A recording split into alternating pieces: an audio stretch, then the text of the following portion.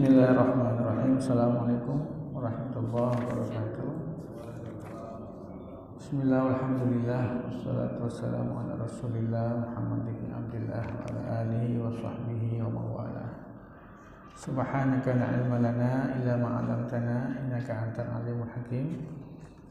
Innaka antal alimul hakim. Rabbi shrah li sadri wa yassir li amri wa hlul 'uqdatam min lisani yafqahu qawli.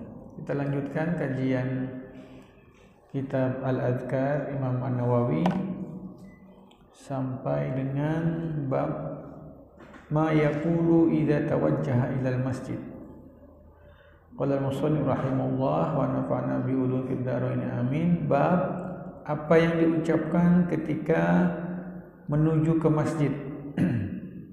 Kita sudah jelaskan tentang adab bangun tidur, adab berwudu, memakai baju.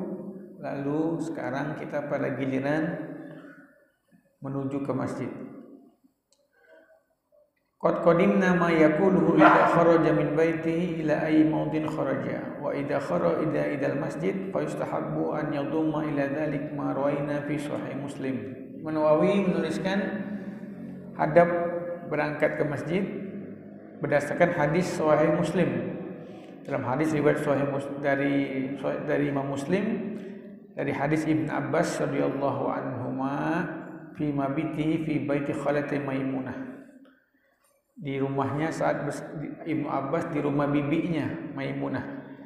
Dia menyebutkan bagaimana Nabi SAW berkata. Nabi bersabda ya ketika fa'adzana al-mu'adzin, ketika sudah mendengar suara azan yaitu azan subuh, fa kharaja ila shalah, Nabi keluar ke salat menuju ke masjid dan Nabi mengucapkan Allahumma ja'al fi qalbi nura wa fi lisani nura waj'al fi sam'i nura waj'al fi basari nura waj'al min khalfi nura wa min amami nura waj'al min fawqi nura wa min tahti nura Allahumma atini nura. Itu yang Nabi baca ketika keluar dari rumah Maimunah. Ya kemudian ya, Nabi bermalam di rumahnya Maimunah. Nabi ketika keluar dari rumahnya menuju ke masjid, Nabi membaca Allahumma ja'al fi qalbi nura. Ini yang sunnah kita baca ketika berjalan. Tentunya saat sholat subuh itu kan masih dalam keadaan gelap, gulita. Maka yang kita baca adalah Allahumma ja'al fi qalbi nura. Ya Allah, jadikanlah pada hatiku ini cahaya. Wa fi lisani nura, pada lidahku ini cahaya. Waj'al fi sam'i nura, jadikanlah pada pendengaranku ini cahaya. Waj'al fi basari nura, jadikan pada pandanganku ini adalah cahaya. Waj'al min khalfi nura, jadikan di belakangku ini cahaya. Wa min amami nura, di depanku ini cahaya. Wa min fawqi nura, di atasku ini cahaya. Wa min tahti nura, di bawahku ini cahaya. Allahumma ya Allah a'tini nura, berikan kepadaku cahaya. Karena memang Nabi mengatakan orang-orang yang nanti di padang mahsyar itu, ketika kita berada di padang mahsyar, saat itu gelap gulita, tidak ada satu cahaya pun, maka orang yang paling bersinar itu adalah orang yang ke masjid saat gelap hari. Kata Nabi, basyiru kata Nabi, beri kabar gembira al-masyaina fil dhulam yaumal qiyamah, orang yang berjalan ke masjid pada saat gelap, bin nurit tam yaumal qiyamah, dengan cahaya yang sempurna pada hari kiamat. Orang-orang yang sholat subuh dan isya, kata ulama, ke masjid dalam keadaan gelap itu berarti dua sholat, yaitu sholat subuh dan juga sholat isya, karena masih gelap. Dan Nabi selalu membaca doa ini ketika berangkat di gelap gulita pada saat mendatangi sholat subuh. Nah maka dari itu kita disunahkan membacanya. Kalaupun kita tidak hafal doanya, ya minimal kita baca artinya. Ya Allah, jadikanlah pendengaranku cahaya, ya Allah jadikanlah hatiku bercahaya, mataku bercahaya, di hadapanku cahaya, belakangku cahaya, ya Allah berikan aku cahaya. Sampai di Al-Quran itu disebutkan Orang-orang kafir itu iri dengan orang-orang yang bercahaya ini. Sampai mereka mengatakan, berikanlah sedikit dari cahaya kalian. Jadi kalau di dunia Pak, kalau kita dalam gelap gulita, ada yang bercahaya, yang lain bisa terkena cahaya, bisa ikut terang. Di padang mahsyar nggak bisa Pak. Di padang mahsyar cahayanya itu tidak bisa memantul ke yang lain, hanya kepada diri dia sendiri. Mungkin kita berpikir, oh nanti di padang mahsyar orang-orang beriman, orang-orang yang ke masjid pada sholat subuh dan isya bercahaya. Berarti yang nggak sholat pun bisa kena cahayanya, hingga bisa numpang cahaya supaya melihat sekeliling. Nggak bisa Pak. Di padang mahsyar tuh, di akhirat itu beda. Yang bercahaya itu hanya orangnya, tapi cahayanya tidak bisa memberikan cahaya kepada yang lain. Nah itu seperti itu. Ibarat apa ya? Kalau HP itu yang bisa lihat hanya yang punya HP, yang nggak punya HP nggak bisa lihat. Begitulah di padang mahsyar nanti. Sehingga orang-orang kafir itu di surat As-Saff mengatakan, naqtabis min nurik.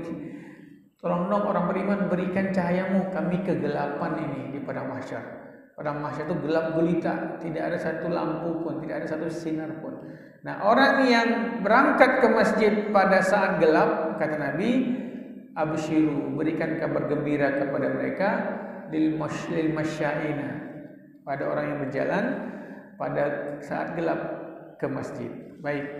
Kemudian dari Bilal bin Rabah, beliau mengatakan, kana Rasulullah sallallahu alaihi wasallam idza kharaja ila shalah. Nah, tadi kalau yang tadi Allah menja'al fi sam'i nura wa fi qalbi nura, yang cahaya-cahaya tadi itu salat subuh. Tapi kalau salat yang lain, Bilal mengatakan, Nabi kalau keluar ke salat, berarti bukan salat subuh saja, tapi semua salat, qala, Nabi mengucapkan bismillah, amantu billah, tawakkaltu 'ala Allah, wala haula wala quwata illa billah. Bismillah, dengan nama Allah. Amantu billah, aku beriman kepada Allah. Tawakkaltu 'ala Allah, aku bertawakal, berserah kepada Allah. Wala haula wala quwata illa billah, tiada daya dan upaya melainkan dari pertolongan Allah. Terus Nabi lanjutkan, Allahumma bihaqqi sa'ilina 'alaik wa bihaqqi makhraji hada fa inni lam akhrujhu asharan wala bataran wala riya'an wala sum'atan kharajtu ibtigha mardatik wattiqa'a sakhatik as'aluka an tu'idhani minan nar wa tudkhilani al-jannah. Nabi baca, Allahumma ya Allah bihaqqi sa'ilin, dengan berkah orang-orang yang berjalan alaika kepadamu, maksudnya orang-orang yang berjalan ke masjid. Wa bihaqqi makhraji, dan dengan berkah keluarnya aku ini. Sesungguhnya aku keluar ke masjid ini bukan karena sombong, bukan karena riya, bukan karena ingin dilihat orang, bukan karena ingin memperdengarkan amal. Aku keluar ini karena menginginkan ridhamu dan takut kepada murkamu. Ya Allah, aku berlindung padamu untuk dijauhkan dari api neraka dan masukkan aku ke dalam surga. Ini doa ketika kita berangkat menuju ke masjid.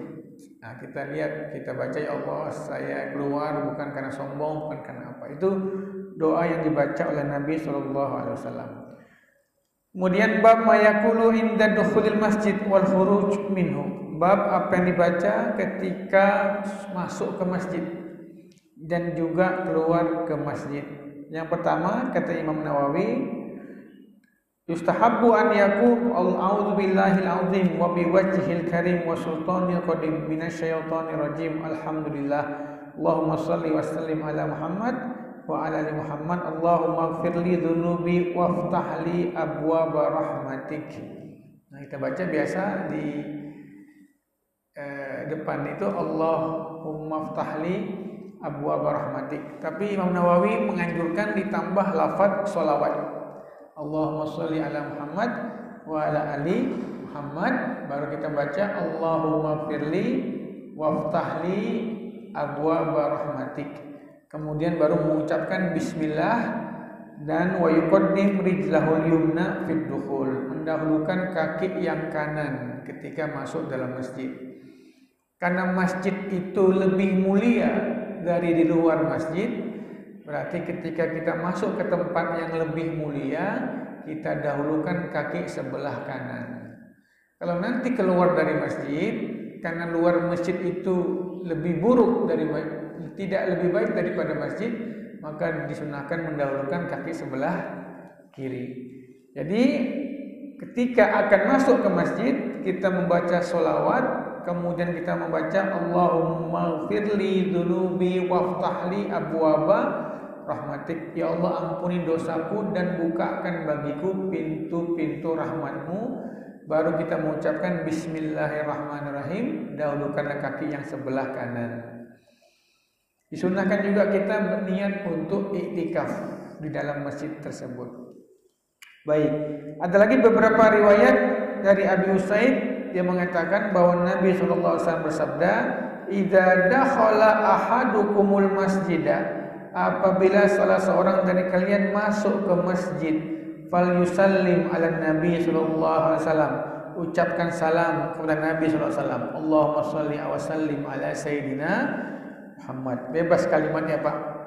Allahumma shalli wa sallim ala Muhammad. Allahumma shalli ala sayyidina Muhammad, bebas. Pokoknya ucapkan dulu shalawat kepada Nabi sallallahu alaihi wasallam.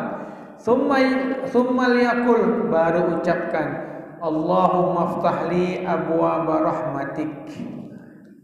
Jadi sebelum mengucap Allahumma ftahli abwaaba rahmatik, kita mengucapkan salam kepada Nabi sallallahu alaihi wasallam. Allah mengucapkan salawat kepada Nabi sallallahu alaihi wasallam. Allahumma shalli ala Muhammad wa ala ali Muhammad. Baru kita ucapkan Allahumma ftahli abwaaba rahmatik.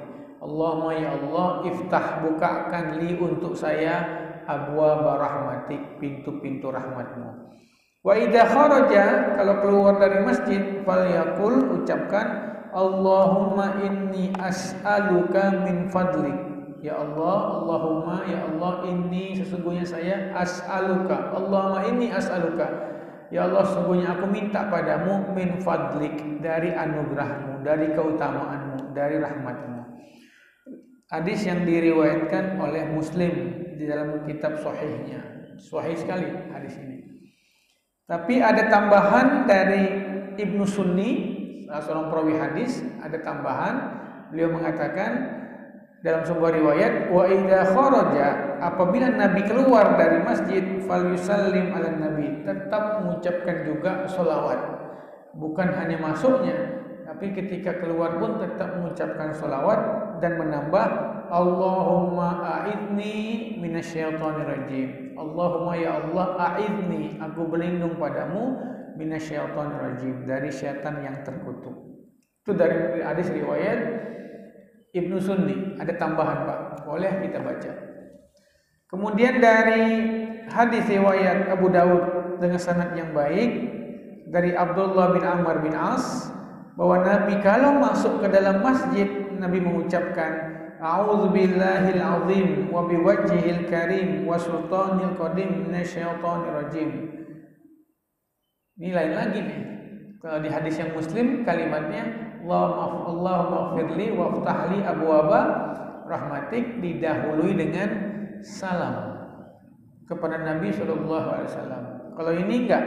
Ini ada kalimat a'udzubillahi minasyaitonir rajim. Kata Nabi, barang siapa yang ketika masuk ke masjid dia mengucapkan a'udzubillahi minasyaitonir rajim, qala syaitan, berkata syaitan, hufidha minni sa'irul yaum. Waduh, orang ini dijaga dariku di sisa hari ini. Dari beberapa hadis yang tadi kita simpulkan, ketika masuk ke masjid, doa yang paling sahih itu berdasarkan hadis riwayat Muslim adalah Allahumma firli waftahli abwaaba rahmatik. Itu yang paling sahih. Yang kedua, didahului dengan salawat kepada Nabi SAW. Itu juga riwayatnya sahih dalam hadis Muslim. Yang ketiga adalah meminta perlindungan dari syaitan. Itu juga hadisnya tidak terlalu sahih, tapi juga tidak dhaif. Imam Nawawi menyebutnya bi isnadin jayyid, dengan sanad yang baik. Jadi ada 3 bacaan Pak yang kita baca ketika masuk ke masjid. Pertama adalah sholawat kepada Nabi SAW. Yang kedua adalah mengucapkan Allahumma firli waftahli abwaaba rahmatik. Yang ketiga adalah mengucapkan isti'adzah atau ta'awudz, mengucapkan a'udzubillahi minasyaitonir rajim. Itu 3 berdasarkan hadis yang sahih. Ada juga hadis-hadis yang lain tapi dengan sanad yang dhaif. Maka kalau kita ingin sholat kita khusyuk, sholat kita tidak terganggu ketika masuk masjid, kita bacalah a'udzubillahi minasyaitonir rajim. Dan banyak para ulama bahkan sebelum takbiratul ihram mereka membaca surat An-Nas. Sehingga ketika masuk ke dalam sholat tidak ada gangguan setan yang menggoda. Karena tidak ada godaan setan sekuat saat kita berada dalam masjid dan saat kita sedang sholat. Setan benar-benar memaksimalkan godaannya. Makanya itu supaya tidak ada setan yang mengikuti kita ketika masuk ke masjid, adab-adabnya yang pertama adalah membaca doa Allahumma firli waftahli abwaaba rahmatik. Yang kedua, dahului dengan sholawat kepada Nabi SAW. Yang ketiga, berta'awuz, mengucapkan a'udzubillahi minasyaitonir rajim. Adab berikutnya adalah mendahulukan kaki yang sebelah kanan. Nah, kata setan, apabila manusia masuk ke masjid kemudian dia mengatakan a'udzubillahi minasyaitonir rajim, ya sudah, kata setan, hufidha minni, dijaga orang ini dari saya sairal yaum, pada hari ini. Nah, itu kiat-kiat untuk supaya kita itu khusyuk di dalam sholat. Sebab sebanyak apapun sholat kita, kalau sholatnya tidak khusyuk, maka ya termasuk sholat yang tidak membuahkan hasil. Qad aflahal mu'minun, sungguh menang orang mukmin. Apa itu? Alladzina hum fi sholatihim khashi'un, mereka yang pada sholatnya itu adalah khusyuk. Nah, khusyuk itu punya cara. Supaya didapat khusyuk itu ada cara-caranya. Di antaranya adalah sholat berjamaah. Itu pasti lebih khusyuk daripada kita sholat sendirian. Yang kedua, sholatnya dalam masjid. Itu pasti lebih khusyuk daripada di luar masjid biasanya. Yang ketiga, tadi kita minta perlindungan dari Allah dari godaan setan. Mulai masuk masjid kita udah bilang a'udzubillahi minasyaitonir rajim. Sudah minta perlindungan. Nanti sebelum takbir banyak ulama membaca surah An-Nas. Mungkin kita kepanjangan, minimal kita berta'awudz saja, a'udzubillahi minasyaitonir rajim, atau rabbi a'udzubika min hamazati syayatin wa a'udzubika rabbi ayyahdurun. Baru kita takbir itu. Insyaallah dengan seperti itu kita bisa khusyuk di dalam sholat kita. Baik, kemudian tadi adab-adab ketika masuk ke dalam masjid. Sekarang apa yang kita ucapkan kalau sudah berada di dalam masjid? Sudah masuk ke masjid, lalu kita berada di dalam masjid. Apa yang kita ucapkan dalam masjid? Beliau mengatakan yustahabbu al-iktsar fihi min dzikrillah ta'ala wa tasbih wa tahlil wa tahmid wa takbir wa ghairiha min al-azkar. Disunahkan di dalam masjid itu kita menyebut nama Allah, meninggikan nama Allah, bertahmid, mengucapkan hamdalah, tasbih, mengucapkan subhanallah, bertahlil, mengucapkan la ilaha illallah. Wa yustahabbu al-iktsar min qiraatil Quran, juga memperbanyak membaca Al-Quran di dalam masjid. Wa minal mustahab, termasuk yang sunnah, fihi qiraatu hadis Rasulullah SAW, masuk membaca hadis Nabi SAW. Wa ilmu fikih, membahas ilmu fikih. Wasairul ulum syariah, dan menghidupkan ilmu-ilmu agama. Yang kita lakukan sekarang ini adalah menghidupkan ilmu-ilmu agama, membaca hadis Nabi SAW. Apa dalilnya? Dalam surah Al-Hajj ayat 32 Allah berfirman, fi buyutin adinallahu an turfa'a wa yuzkara fi ismuhu yusabbihu lahu fiha bil ghudwi wal asal. Di rumah-rumah Allah diizinkan oleh Allah untuk diangkat suara di situ dan disebutkan nama Allah dan bertasbih di situ. Dan itu merupakan termasuk daripada syiar. Termasuk kita itu tanggung jawab kita kepada masjid adalah kita menghidupkannya dengan berzikir, membaca Al-Quran dan menghidupkan majlis ta'lim. Allah mengatakan, "Wa may yu'azzim sya'airallah fa innaha min taqwal qulub." Barang siapa yang meninggikan, membesarkan syiar-syiar Allah, sesungguhnya itu termasuk dari taqwal qulub, ketakwaan hati. Nah, kemudian Nabi SAW mengatakan, "Innama buniyatil masajidu lima buniyatilah." Sesungguhnya masjid ini dibangun untuk yang dibangun karenanya. Masjid ini dibangun untuk zikir dan tasbih, maka itulah yang dibaca di dalam masjid. Al-Quran, majlis ta'lim, tasbih, tahmid atau apapun. Tidak diizinkan selain hal yang tersebut. Salah satunya ya, kalau dalam hadis riwayat Muslim, ada orang Arab yang datang masuk masjid, orang Arab gunung datang masuk masjid langsung kencing di dalam masjid. Ya ini kan di zaman Nabi Pak. Zaman Nabi kan masjidnya nggak kayak kita sekarang. Zaman Nabi itu masjidnya kayak ya biasalah, tanah, paling hanya beberapa pelepah kurma saja. Sehingga orang Arab gunung itu nggak tahu. Nabi sedang duduk, dia masuk langsung kencing di pojok masjid. Mau dibentak sama sahabat karena biarkan dia tuntaskan kencingnya. Panggil dia ke sini. Terus Nabi katakan, "Inna hadil masjid ini," kata Nabi, "la tasluhu li syai'in min hadzal baul." Enggak cocok, enggak bisa untuk kencing kau itu. Walal qadar, juga kotoran itu. Innama hiya li dzikrillah. Masjid ini untuk menyebut nama Allah, wa qiraatul Quran, dan juga membaca Al-Quran. Dimarahi sama Nabi SAW.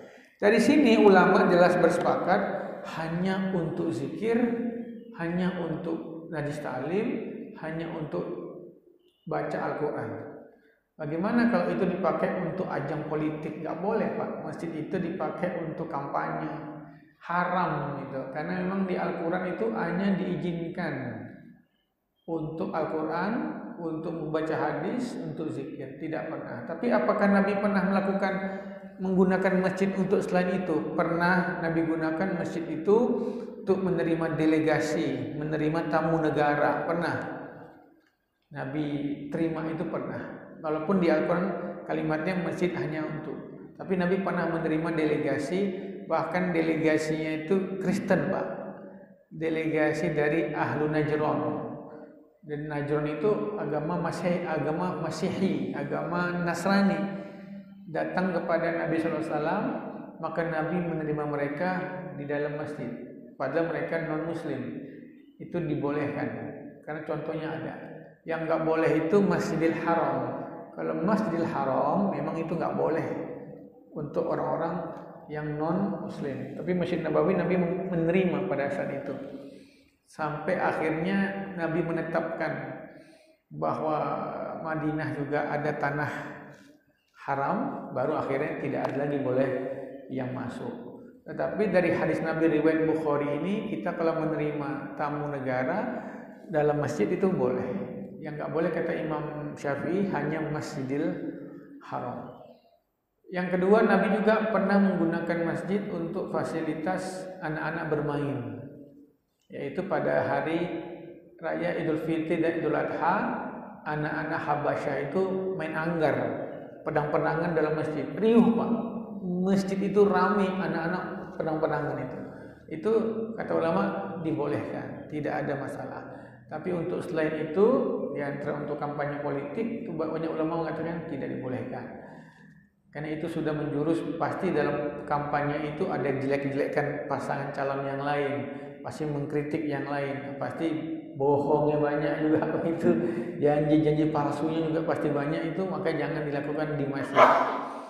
Nah, kemudian juga jualan.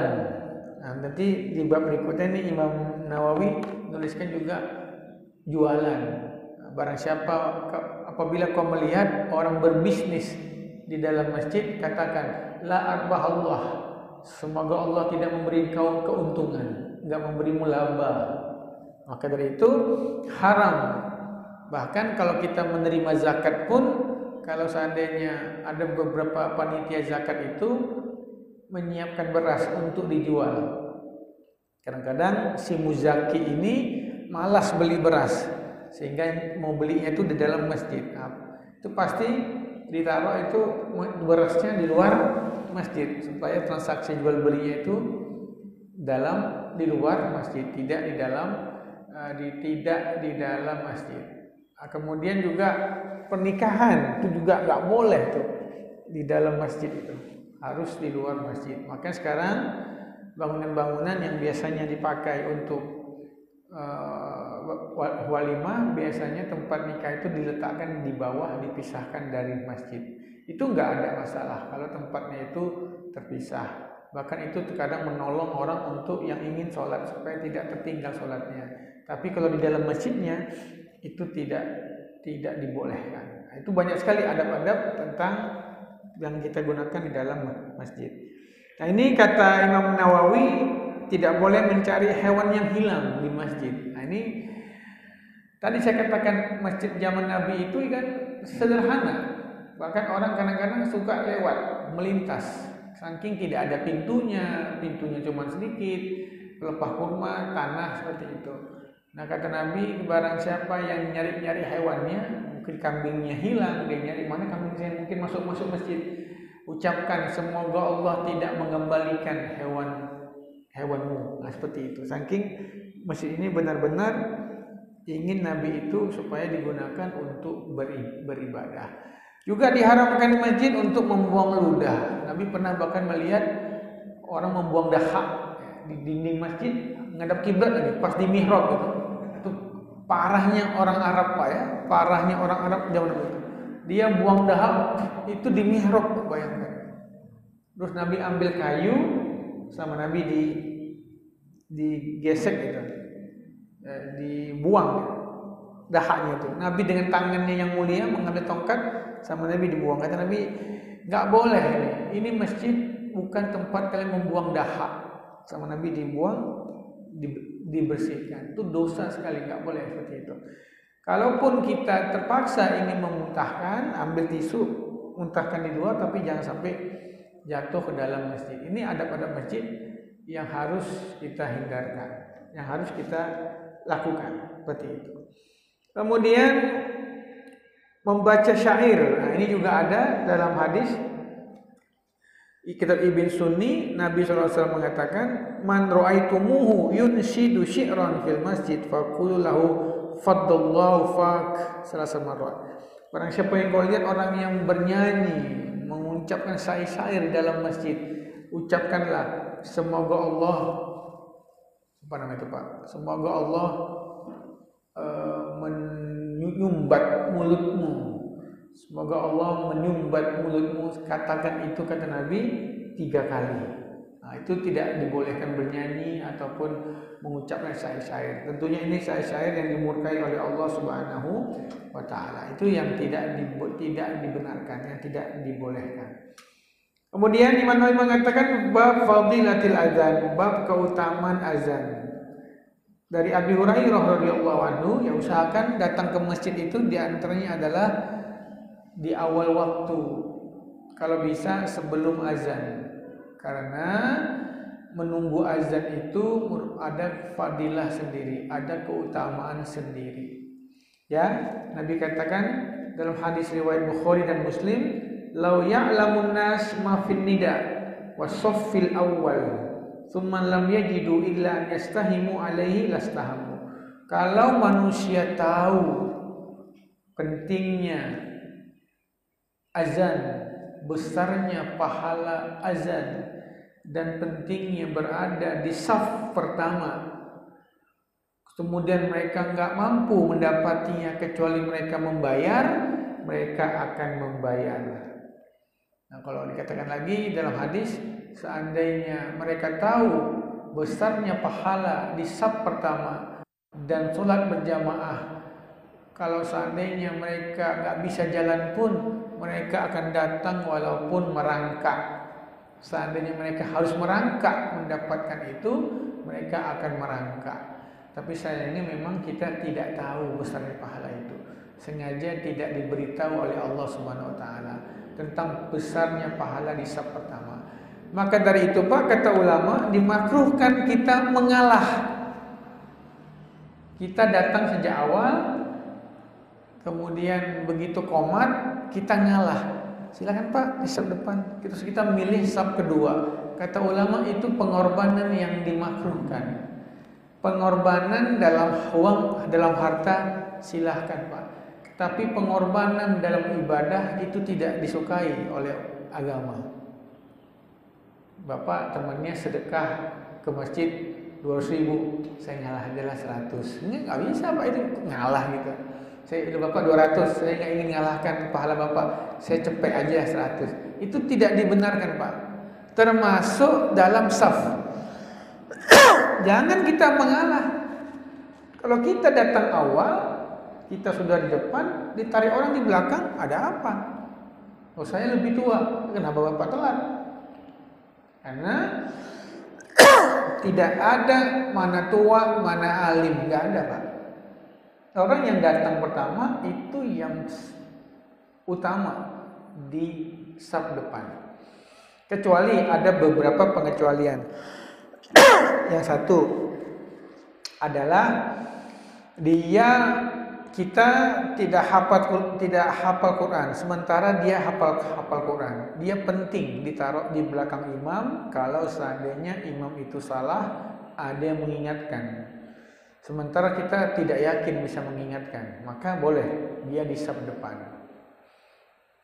Itu yang dibolehkan. Yang kedua, kalau dia memang orang yang dihormati, ulama besar, guru daripada semuanya, sebagian ulama membolehkan.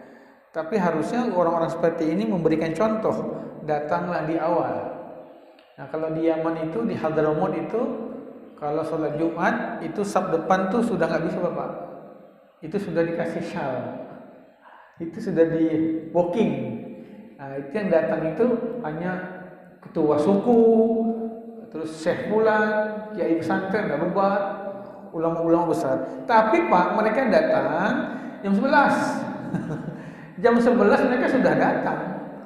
Nah ini minta di booking tapi datangnya pas azan. Nah, itu kan nggak beri contoh.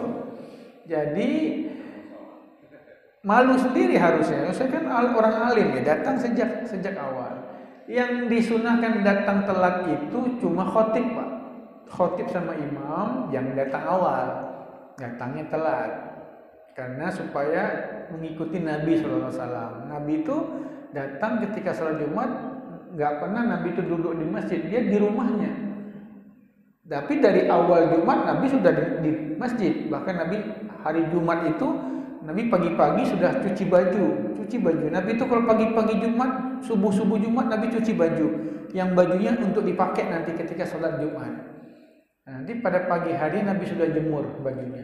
Nah, Nabi datang. Tapi menjelang sholat itu Nabi di rumahnya. Dan Nabi sholat di rumahnya. Sholat sunnah menjelang Jumat Nabi itu di rumahnya. Nah begitu sudah sahabat kumpul semua, baru Nabi keluar dari rumahnya, langsung naik ke mimbar, langsung assalamualaikum, duduk, langsung azan. Seperti itu kalau khotib dianjurkan. Maka memang bagus di mihrab itu dibikin kamar kecil untuk khotib, supaya kata ulama kalau khotib dari awal-awal sudah di sini, hilang wibawanya gitu Pak. Dia nungguin makmum aja dari dulu, oh ini khotibnya. Tapi kan kalau khotibnya tersembunyi, nggak tahu dia di situ. Begitu dia keluar, orang lihat, oh ini khotibnya. Oh, gitu. Jadi ada wah gitu, kayak manggung, pakai manggung. Oh gitu. Nah, itu makanya disunahkan datang belakangan. Coba lihat Pak, di Masjid Haram, di Masjid Nabawi, khotibnya nggak kelihatan itu. Ketika habis azan pertama baru datang itu. Khotib keluar dikawal langsung naik ke mimbar. Makanya di Masjid Nabawi itu ada ruang khusus buat khotib. Jadi bahkan tuh mobil masuk tuh situ ke sebelum pintunya. Nah itu khusus. Tapi kalau kita datanglah di saf yang pertama. Kalau kita udah di saf pertama, tapi kita akhirnya memberikan orang ke saf pertama, itu seolah-olah kita meremehkan pahala saf pertama itu. Kata Nabi, kalau orang itu tahu besarnya saf pertama, dia harus bayar, dia bayar itu. Bahkan kalau dia datang merangkak, dia akan merangkak. Kemudian Nabi SAW juga mengatakan dari Abu Hurairah, hadis riwayat Bukhari dan Muslim, idza nudiya lis-salati, apabila diazankan, dikumandangkan azan, adbar syaitan, setan akan lari terbirit-birit, walahu durat, dan dia terkentut-kentut setan itu ketika mendengarkan suara azan, hatta la yasma' ta'dzin, sampai tidak mendengarkan azan sengaja, sampai saking dia kentutnya itu. Nah, itu salah satu fadilah daripada azan. Jadi kalau bapak yang azan, bapak sering bikin setan lari. Jadi kalau kita ingin mengusir setan itu bagaimana? Azan. Kalau kita Allahu Akbar, itu setan lari tunggang langgang dan dia mempunyai kentut. Terus kata Nabi, al-muadzinun atwalun nas a'naqan yaumal qiyamah. Orang yang azan itu paling panjang lehernya di hari kiamat. Maksudnya besar pahalanya. Kata Nabi, la yasma'u mada sautil muadzin jinnun wala insun wala syai'un illa syahida lahu yaumal qiyamah. Hadis Bukhari juga mengatakan, tidaklah ketika kita azan itu benda apapun yang dengar, baik itu dari jin, dari manusia atau hewan atau apapun mendengar seperti itu, dia akan bersaksi nanti pada hari kiamat bahwa si fulan telah azan, maka itu besarnya pahalanya. Sehingga ulama berbeda pendapat, yang afdal itu imam atau azan. Kalau dari segi hadisnya, banyakkan azan yang lebih utama. Azan itu lebih utama, pahalanya banyak dibandingkan imam. Tapi Nabi sendiri tidak azan, Nabi itu posisinya sebagai imam. Ya, kata ulama, kalau Nabi azan, maka panggilan sholat itu menjadi wajib. Nah, makanya Nabi tidak melakukan yang namanya azan. Tapi lebih afdol dari segi pahala adalah azan. Kemudian apa saja yang disunahkan bagi kita ketika kita mendengarkan azan? Pertama, bagi kita yang datang ke masjid terlambat, azan sedang dikumandangkan, jangan dulu duduk, jangan dulu sholat tahiyatul masjid. Tapi yang kita lakukan adalah mendengarkan azan dulu sampai azan itu tuntas, selesai. Baru setelah itu kita silahkan melaksanakan sholat tahiyatul masjid. Lalu apa yang kita ucapkan? Ya, semua apa yang diucapkan oleh muazin kita ucapkan kembali, kecuali ketika kalimat hayy 'alatain. Hayy 'alatain itu hayya 'alas shalah, hayya 'alal falah. Apa yang kita ucapkan ketika mendengarkan hayy 'alatain? Sunahkan bagi kita untuk mengucapkan la haula wala quwata illa billah. Itu yang kita ucapkan. Tapi kalau selainnya, ucapkan seperti yang diucapkan muazin. Kemudian azan ini lafaznya berdasarkan mimpi dari seorang sahabat bernama Abdullah bin Zabir, ya, bukan Zubair tapi Zabir. Ketika azan ini Nabi usulkan kepada sahabat, kita azan ini mau pakai cara apa? Apakah pakai lonceng? Kata sahabat, lonceng gimana Ustaz? Jangan, itu seperti orang Nasrani. Apa dengan trompet? Kata Nabi, jangan, itu kayak orang Yahudi. Lalu tidak selesai rapat pada saat itu bagaimana lafaz azannya. Sampai seorang bermimpi, dia di sekitar Ka'bah, lalu ada seorang yang mengajarinya lafaz azan dari Allahu Akbar, Allahu Akbar sampai la ilaha illallah. Lalu dia menceritakan mimpinya kepada Nabi SAW.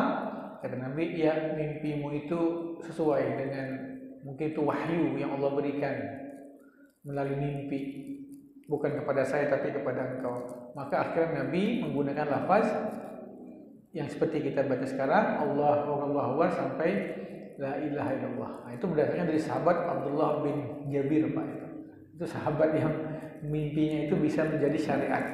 Mimpinya itu sama Nabi ditetapkan sehingga menjadi syariat. Nah, itu disunahkan bagi kita.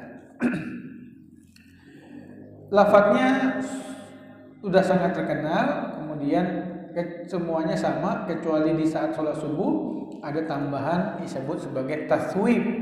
Taswib itu ketika kita bilang as-salatu khairum minan naum. Salat lebih baik daripada tidur itu di salat subuh. Cuman para ulama terjadi lagi perbedaan. Ada yang mengatakan kalimat as-salatu khairum minan naum itu hanya di azan pertama saat salat subuh.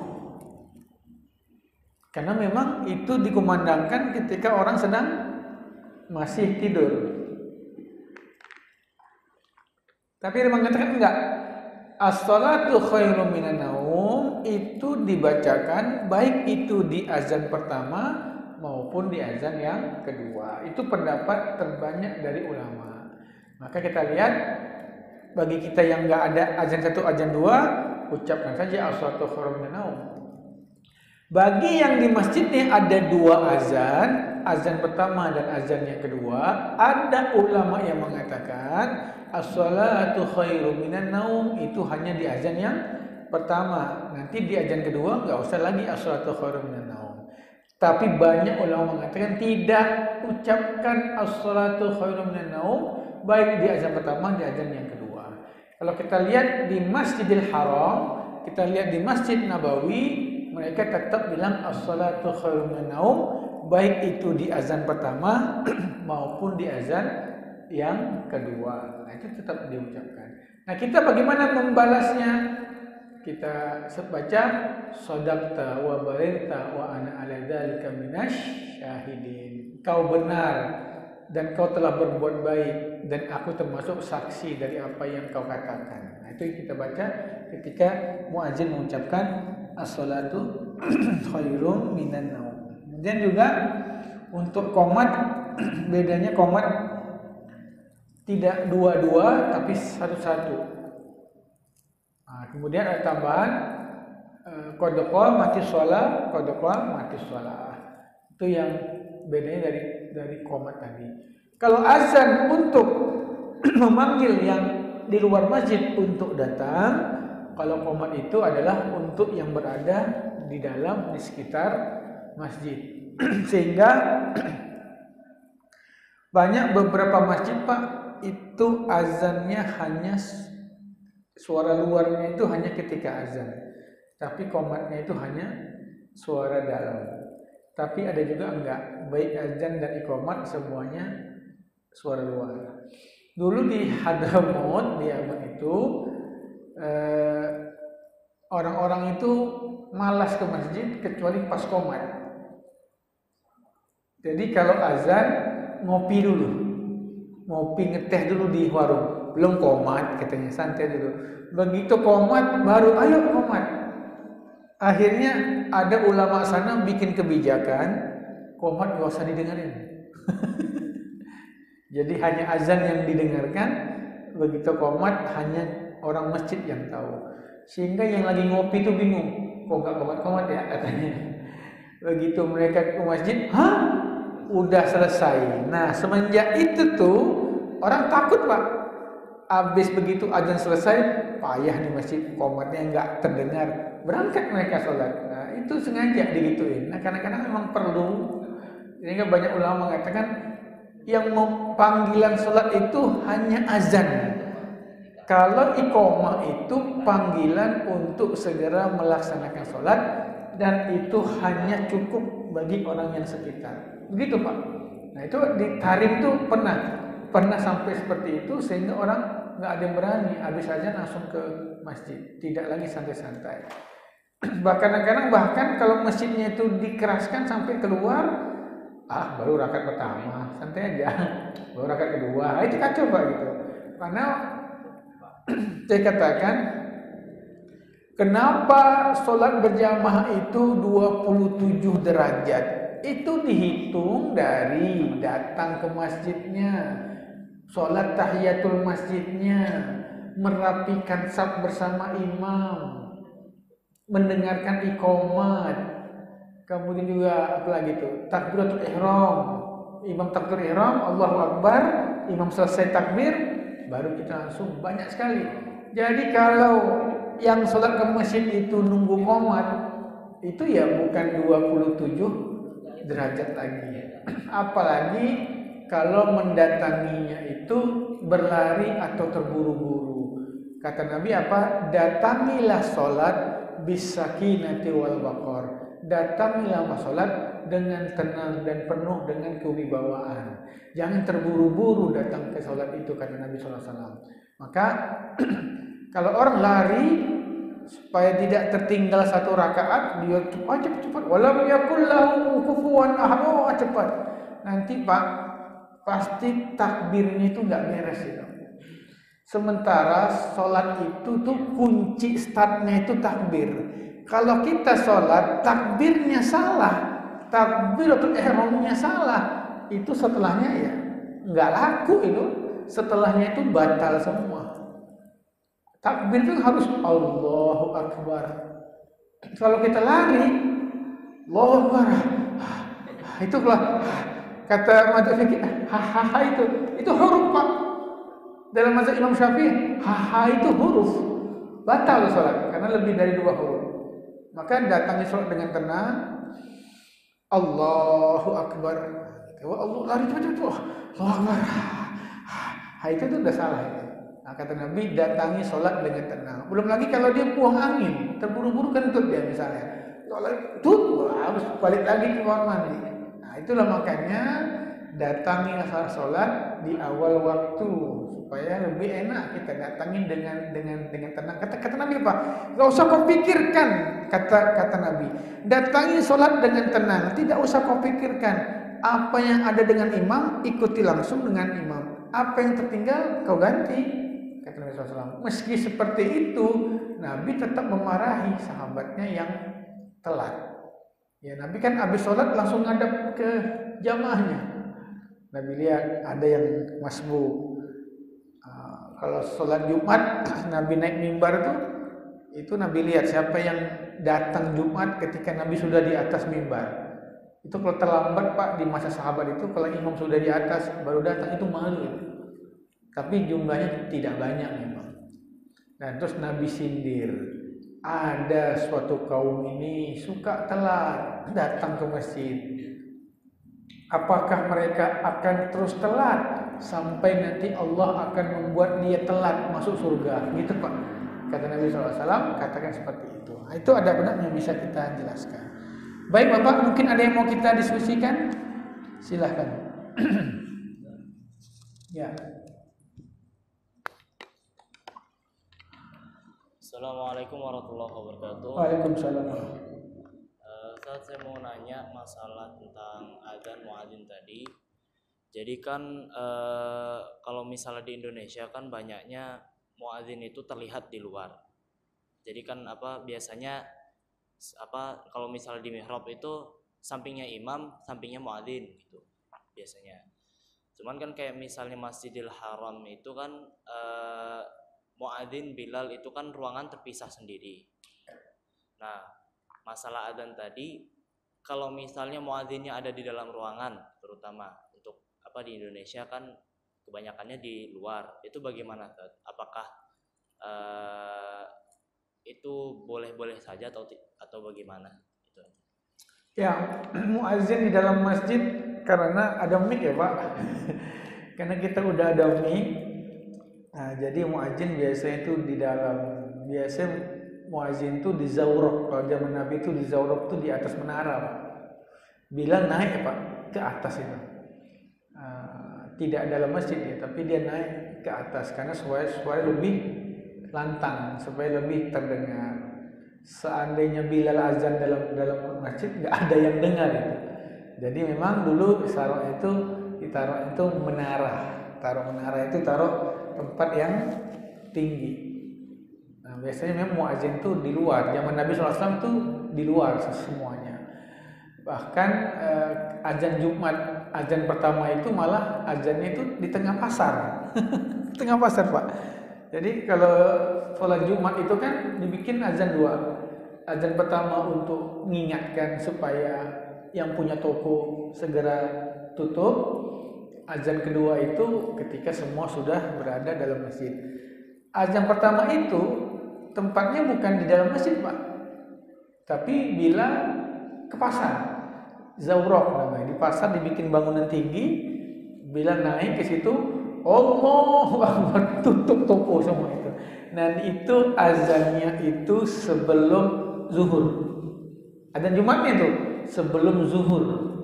Hanya mengingatkan sahabat, kalau misalnya kita Jumatannya jam 12, itu azan itu sekitar jam 11, Pak. 11 sampai setengah 12 itu. Antara itulah.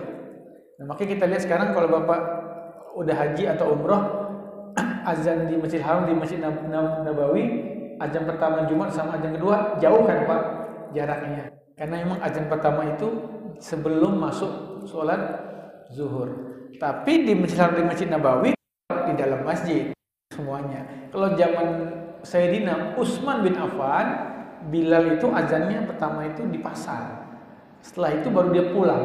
Terus di masjid baru nanti begitu zuhur masuk, baru imam naik ke mimbar, baru dia azan lagi. Nah, tapi kalau di Indonesia jangan Pak.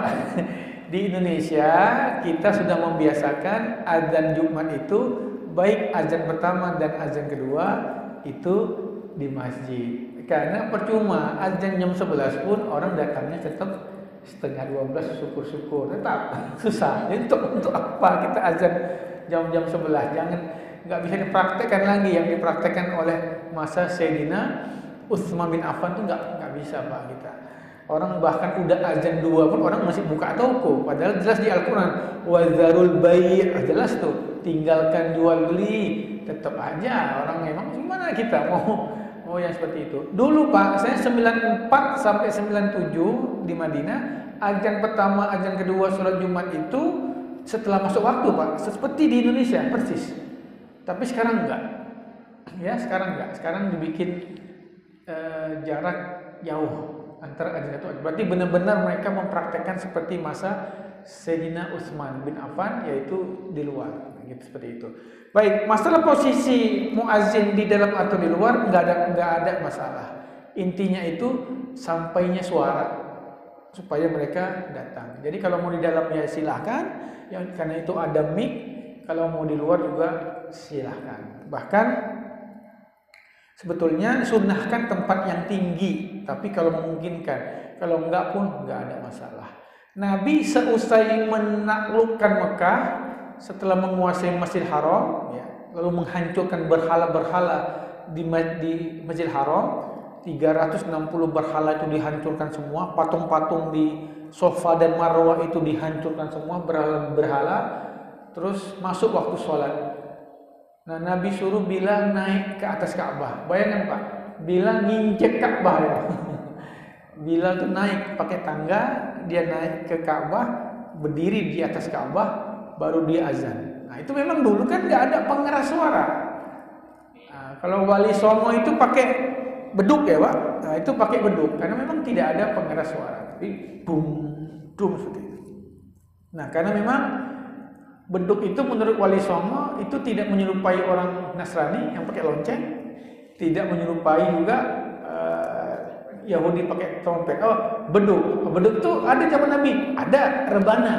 Zaman Nabi itu kan rebana dinyanyikan. Rebana kan sama kulit hewan juga. Maka itulah Wali Songo tak tak tak tak boom boom boom gitu. Nah, walaupun ada mic, tetap juga ada masjid yang pakai beduk. Enggak ada masalah. Itu hanya sebagai budaya saja. Ya, baik.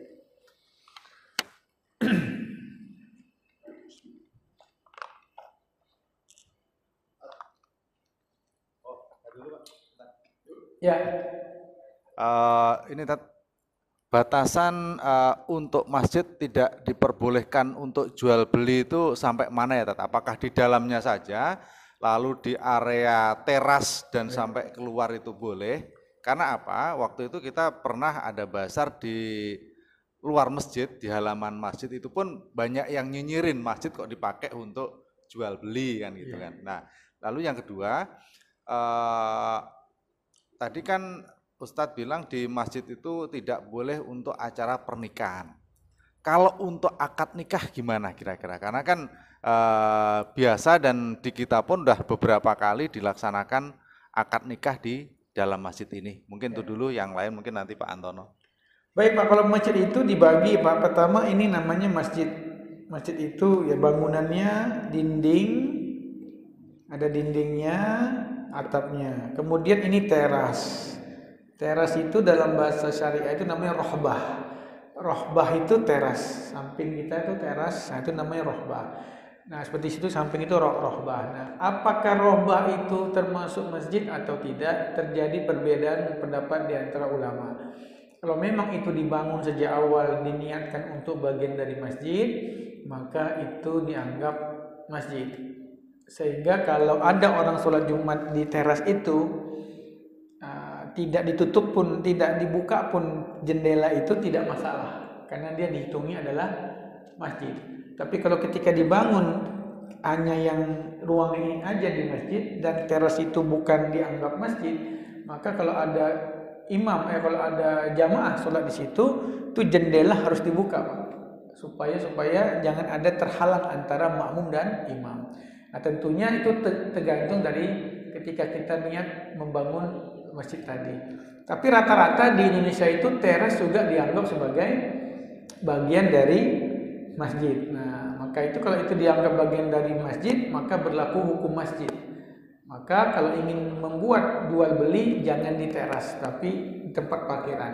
Nah, kalau kita parkir mobil dan segala macam itu tidak dianggap bagian daripada masjid, sehingga di situ dibolehkan. Itu dianggap itu musola atau tempat sholat biasa. Nabi biasa meletakkan perempuan-perempuan di situ yang haid dan nifas untuk supaya tetap hadir sholat Idul Fitri, Idul Adha untuk mendengarkan khutbah. Nah, Nabi tidak masukkan mereka ke dalam masjid, tapi Nabi khususkan mereka di tempat yang khusus. Itu boleh, Pak. Kayak kita bikin bazar misalnya di depan ini boleh. Bahkan kita lihat sekarang tren malah masjid dengan pasar gitu ya. Al-Jabar itu agak keluar memang, tapi pas di depannya itu kan banyak pasar, itu terpisah, bagus. Kalau kita di Madinah di Masjid Bilal, Pak. Masjid Bilal itu lantai satunya masjid, lantai bawahnya pasar. Nah, itu nggak ada masalah kan? Karena kan kalau jual beli itu kan dalam masjid mengganggu orang sholat. Itu intinya banyak katakan mengganggu orang sholat, dan itu tempat memang diizinkan hanya untuk beribadah, bukan untuk berbisnis. Kalau akad nikah sunnah, Pak, di dalam masjid, karena ingin ngambil keberkahan daripada akad nikah itu malah disunahkan. Bahkan banyak sekali Nabi menikahkan sahabatnya itu berada di dalam masjid, tapi walimahnya memang diletakkan di luar. Bagus, Pak, nikah di masjid itu malah mengambil tabaruk di situ. Selama kita bisa menjaga rambu-rambu syariah di situ. Dia dianjurkan, Pak, disunahkan. Ya, lanjut mungkin. Udah ya, Pak, 2 ya.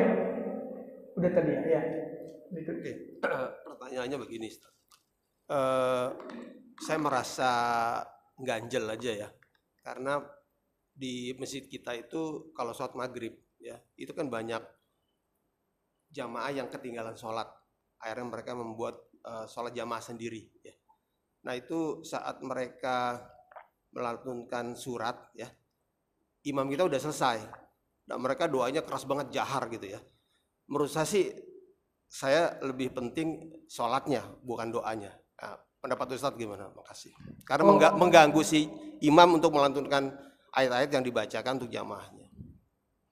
Ya, berarti ketika masuk masjid ada masbuk, kemudian mereka akhirnya membuat saf sendiri ya, Pak.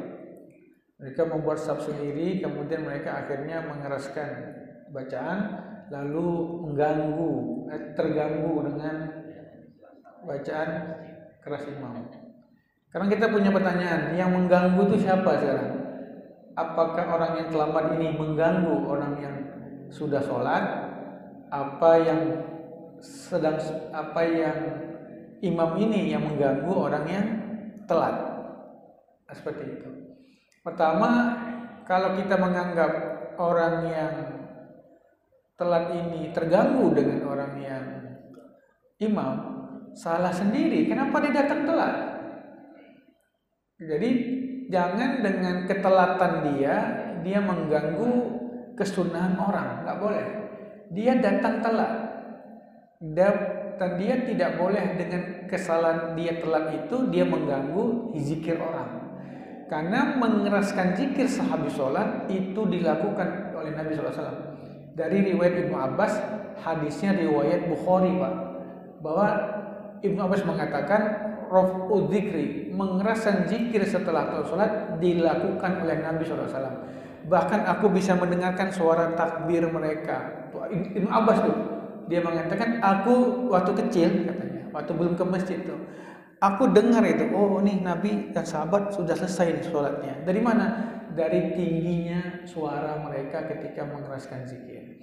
Makanya Imam Syafi'i mengatakan disunahkan setelah sholat mengeraskan zikir khusus bagi imam untuk mengajari makmum. Setelah makmum sudah ngerti, oh udah gini ya urutannya, astagfirullah, la wahdahu syarikalah, al-fatihah, oh udah. Kalau semuanya sudah ngerti kata Imam Syafi'i, jangan dikeraskan lagi. Nah, gitu Pak. Jadi kalau saya bahas tentang mengeraskan zikir dulu nih. Apa hukumnya mengeraskan zikir setelah sholat? Menurut Imam Syafi'i disunahkan bagi imam saja, bukan makmum. Karena Nabi mengeraskan zikirnya untuk ngajari sahabat. Gini loh runtutannya, astagfirullahaladzim 3 kali, la wahdahu syarikalah, ayat kursi, subhanallah 33 kali gitu. Kalau makmumnya sudah paham semua, sudah ngerti semua, ya sudah, habis sholat gak usah ngeraskan zikir. Itu pendapat mazhab kita Pak. Itu pendapat Imam Syafi'i. Tapi ada pendapat Imam Ibnu Hazm, dia mengatakan tidak ada dalil Nabi itu ngeraskan zikir hanya untuk ngajarin makmum. Karena berdasarkan hadis riwayat Bukhari dari Ibnu Abbas, dia mengatakan bahwa Nabi terus mengeraskan zikirnya. Dan aku tahu Nabi itu dan sahabat selesai zikirnya dengan suara takbir. Allahu Akbar, Allahu Akbar. Udah selesai itu Nabi itu salatnya. Maka seperti itu. Baik, kalau kita ngambil pendapat yang kedua, berarti mengeraskan zikir itu hukumnya itu tetap sunnah. Bagaimana orang yang datang terlambat, lalu dia membaca Al-Quran, apakah dia terganggu? Apakah gara-gara keterlambatan dia si imam tidak jadi mengeraskan zikirnya? Padahal menurut dia itu adalah sunnah. Kita Pak kalau misal oh ya ada orang sholat nggak usah, akhirnya kita tidak zikir. Selesai yang ini ada orang ba'diyah Pak, jangan ada lagi ba'diyah, nggak usah ngeraskan zikir lagi. Lama-lama nggak zikir-zikir Pak kita ini akibat keterlambatan orang. Jadi bukan hanya yang tadi datang masbuk, bahkan kalau kita ingin konsen tidak mengganggu orang sholat, bahkan yang ba'diyah pun terganggu kalau kita itu berzikir. Lama-lama kalau kita demi orang yang terlambat tadi, demi tidak mengganggu orang yang sedang sholat, akhirnya Pak kita tidak akan mengeraskan zikir tadi. Bahkan Pak, orang terlambat itu terkadang mengganggu majelis taklim. Saya kalau ngisi kajian habis maghrib ada di suatu masjid, saya ngisi kajian di masjid, saya sudah di meja ini sudah nerangkan, terlambat Pak itu, dikeraskan lagi. Waladhdallin, amin, ini jamaah kesel Pak. Nah ini udah selesai nih, terlambat lagi di situ, ngeraskan lagi Pak. Waladhdallin, amin, itu sampai kesel itu jamaah. Aduh ini gimana sih? Justru harusnya bagi yang terlambat itu jangan ngambil posisi di dalam masjid kalau bisa, dia ambil di luar, di teras. Karena di sini orang sedang taklim. Kenapa Anda terlambat? Itu salah. Baik, saya contohkan Pak. Terkadang yang wajib pun kalau bukan pada tempatnya tidak layak. Yang wajib pun kalau bukan pada tempatnya itu tidak layak. Contoh, Nabi ketika wudhu datang orang mengucapkan Assalamualaikum ya Rasulullah. Nabi sedang wudhu Pak. Datang orang mengucapin salam, Assalamualaikum. Nabi nggak jawab itu. Padahal menjawab salam hukumnya apa? Menjawab salam itu hukumnya apa? Wajib. Tapi karena nggak tepat itu, Nabi diam aja. Nabi sampai 3 kali. Assalamualaikum. Assalamualaikum. Nabi diam aja sampai 3 kali. Assalamualaikum. Nabi diam aja. Nggak ada masalah. Selesai sholat, Nabi datangi. Hei, kata Nabi. Waalaikumsalam warahmatullah. Waalaikumsalam warahmatullah. Waalaikumsalam warahmatullah. Bingung.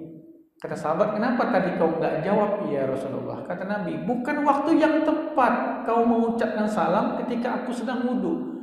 Karena barang siapa yang berwudu kemudian tidak berbicara, kata Nabi, sampai dia sholat 2 rakaat, Allah ampunin dosanya. Aku nggak mau jawab salammu, walaupun itu wajib, karena aku sedang wudu. Jadi yang wajib pun kalau itu diletakkan pada yang bukan tempatnya, maka sebetulnya tidak baik. Baik, apakah ada solusi tengah-tengah? Bisa Pak. Solusi tengah-tengah kalau memang kita sholat, selesai kita sholat, ternyata banyak yang masbuk, lalu mereka bikin jamaah sendiri, ya kita agak pelankan saja zikirnya. Jangan terlalu dikeraskan. Kita agak pelankan sedikit, tapi juga kita tidak terlalu mengeraskan karena bisa apakah itu bisa mengganggu? Ya, maka kita pelankan. Tapi jangan gara-gara keterlambatan dia kita malah tidak mengeraskan zikir yang menurut kita mengeraskan zikir itu merupakan bagian daripada kesunahan sholat. Begitu ya Pak? Baik. Ada lagi tak? Ini ada pertanyaan dari teman. Jadi dia pada saat sholat sebelum Al-Fatihah itu dia baca auzubillahi minasyaitonirrajim. Saya juga bingung gimana jawabnya. Itu gimana Tat? Ya, karena itu perintah Allah di Al-Quran. Wa idza qara'tal Qur'an fasta'id billahi minasyaitonirrajim. Apabila kau membaca Al-Quran, bacalah ta'awudz. Maka sunnah Pak. Dalam sholat? Dalam sholat. Tapi tidak dikeraskan. Ta'awudz itu jangan dikeraskan. A'udzubillahi minasyaitonir baru. Basmalahnya baru dikeraskan dalam mazhab Imam Syafi'i. Mazhab lain tidak. Basmalah pun tidak dikeraskan kalau dalam mazhab yang lain. Kalau mazhab Imam Syafi'i basmalah dikeraskan. Tapi kalau ta'awudz, a'udzubillahi minasyaitonirrajim, sepakat Pak, semua ulama tidak dikeraskan, cukup dipelankan. Ta'awudz. Sunnah Pak. Sama. Membaca Al-Quran di sholat dan di luar sholat disunahkan membaca ta'awudz sebelumnya. Pada Fatihah dan juga pada surat. Baca Pak. Tapi sir aja, tidak usah jahat. Satu lagi, ini mengenai hadis yang mengenai kita harus membunuh cecak. Nah itu yang saya masih dalam hati. Wazah itu cecak atau sesuatu yang lain di zaman Nabi? Ya, wazah itu cicak Pak. Cicak dan semua binatang yang sejenisnya. Tokek, kadal, itu termasuk Pak. Wallahu alam. Apa hikmah daripada itu? Yang jelas Nabi menganggapnya sebagai binatang perusak, dan sebetulnya bukan hanya cicak sih dalam konteks hadis. Dalam teks hadis itu bukan cicak, tikus termasuk. Nabi pernah bilang fa'ar, tikus, kemudian burung, ya burung gagak juga Nabi pernah bilang, ada riwayatnya. Serangga-serangga yang mengotori rumah itu juga, yang selain itu juga banyak disunahkan. Beberapa penelitian memang cicak itu kan merusak Pak. Cicak itu kan merusak makanan, buat kuman yang ada di cicak itu kan luar biasa. Walaupun di sisi lain dia bagus memakan nyamuk gitu. Tapi banyak kotoran dari cicak.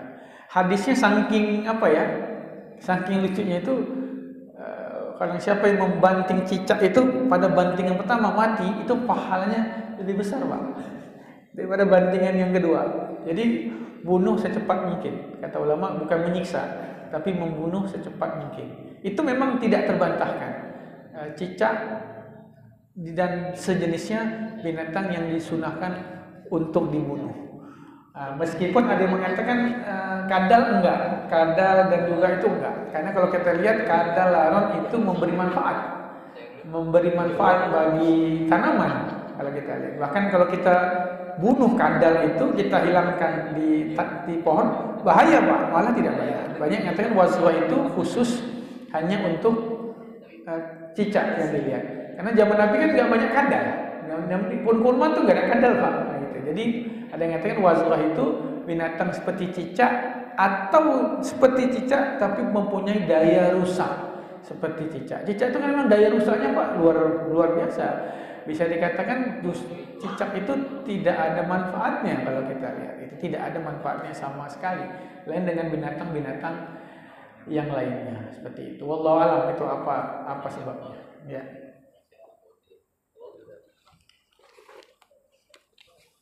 Assalamualaikum warahmatullahi wabarakatuh. Salam. Seperti apa kehidupan di alam kubur dan berapa lama?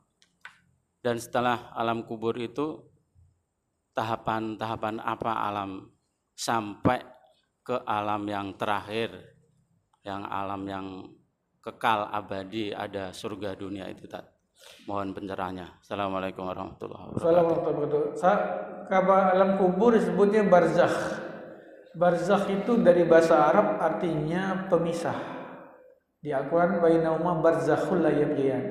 Allah katakan laut dari Atlantis adalah laut Samudra Hindia sama Pasifik, kan kalau digabungkan ada tengah ya Pak. Ya kan, ini warna ini warna ini, ada tengah. Nah, Allah sebutkan tengah itu barzakh. Barzakh itu artinya pemisah. Kenapa alam kubur disebutnya barzakh? Karena dia pemisah antara alam dunia dan akhirat. Dia di tengah-tengah.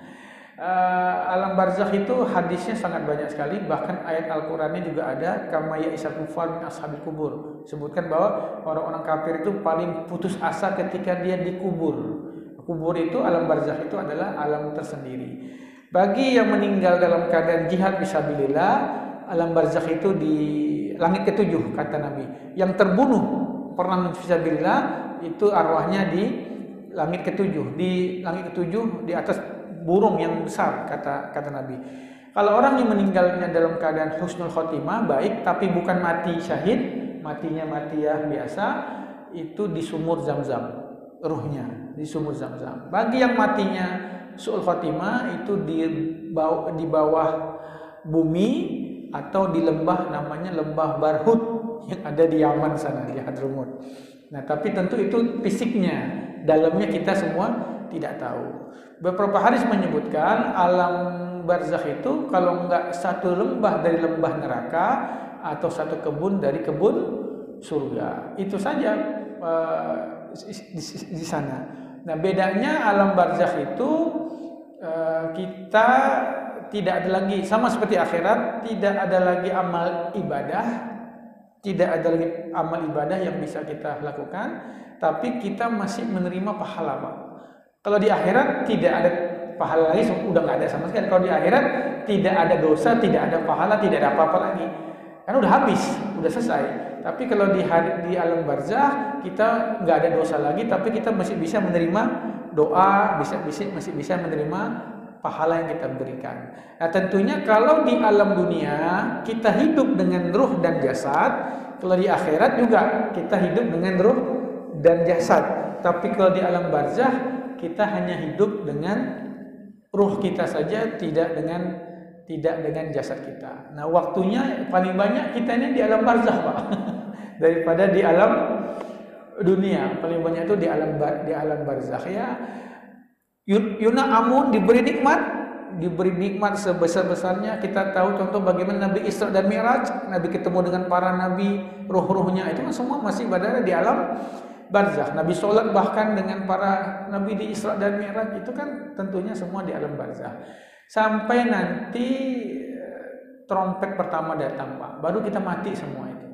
Nah, trompet pertama datang itu tentunya ketika di hari kiamat, yaitu ketika sudah mati semua, orang-orang mukmin ini mati semua, tersisa orang-orang kafir, barulah Israfil itu trompet yang pertama, nafkhatun wahidah.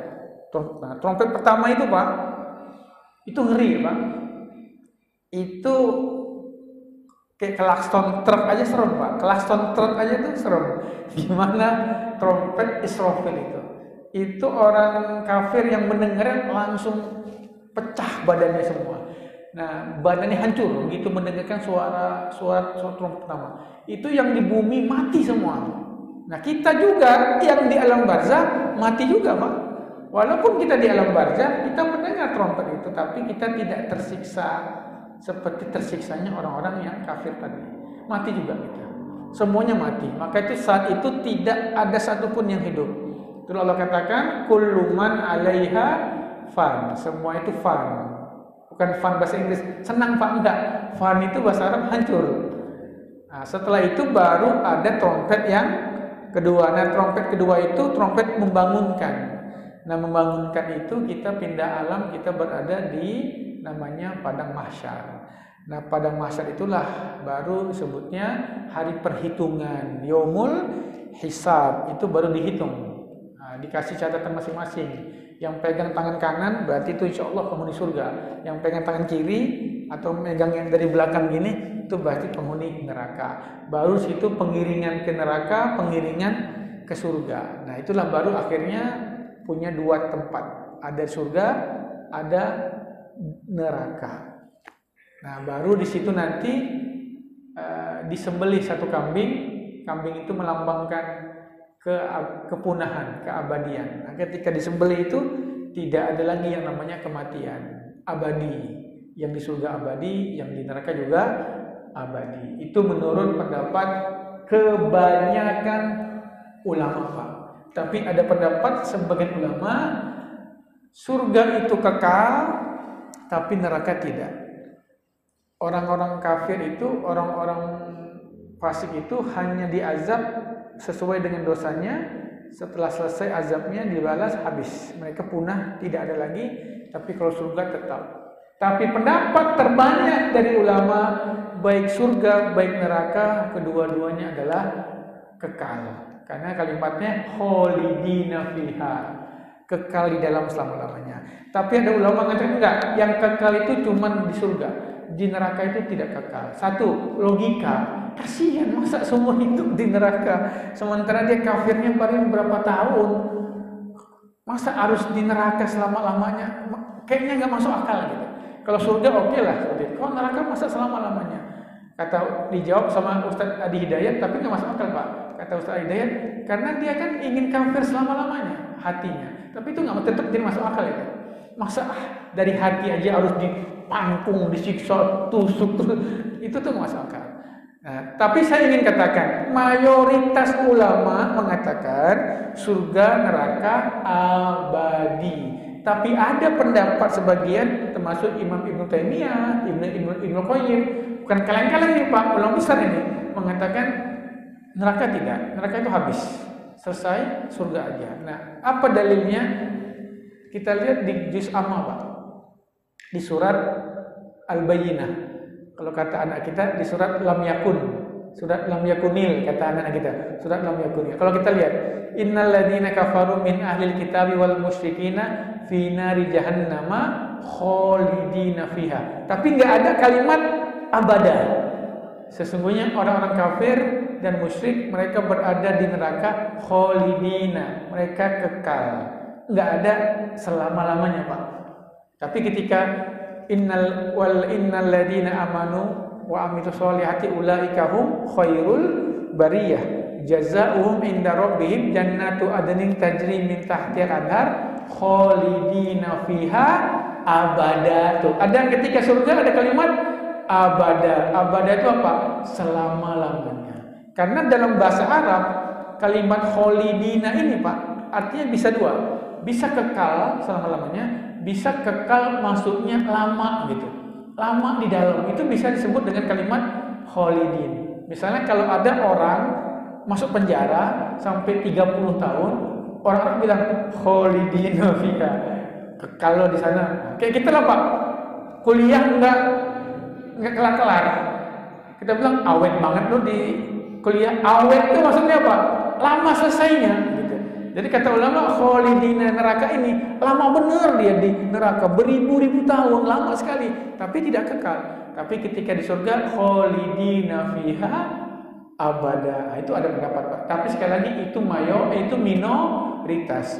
Mayoritas ulama mengatakan surga neraka abadi dua-duanya, gitu Pak. Baik.